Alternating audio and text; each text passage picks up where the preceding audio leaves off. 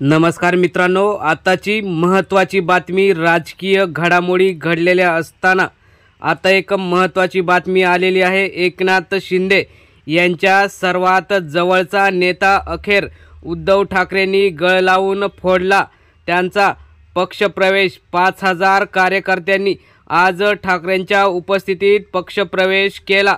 नेमकी सविस्तर बातमी आपण बघूया।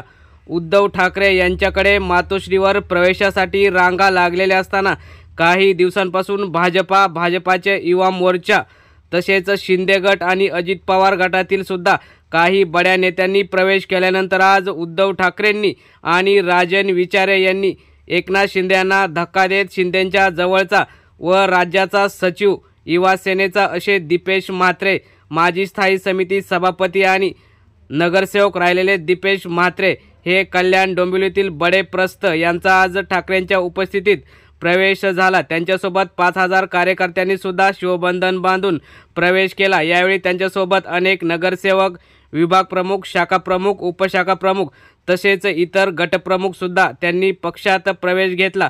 आता येणाऱ्या विधानसभा निवडणुकीआधी उद्धव ठाकरेंनी शिंदेंना व श्रीकांत शिंदेंना त्यांच्याच मतदारसंघात दिलेला हा दणका सगळीकडे चर्चेचा विषय ठरलेला आहे। त्यामुळे येणाऱ्या विधानसभा निवडणुकीमध्ये दीपेश म्हात्रेंना जर तिकीट भेटलं तर भाजपाचे रवींद्र चव्हाण व शिंदे गटाचे कोण असतील उमेदवार त्यांना सुद्धा दीपेश म्हात्रे निवडणुकीत पराभव करतील अशी शक्यता वर्तवण्यात येत आहे। तुम्हाला काय वाटतं मित्रांनो, दीपेश म्हात्रे या स्थानिक नेतृत्वाला घेतल्याने ठाकरेंना कल्याण डोंबिवलीमध्ये फायदा होईल का? आपल्या प्रतिक्रिया कमेंटमध्ये नक्की कळवा। धन्यवाद। जय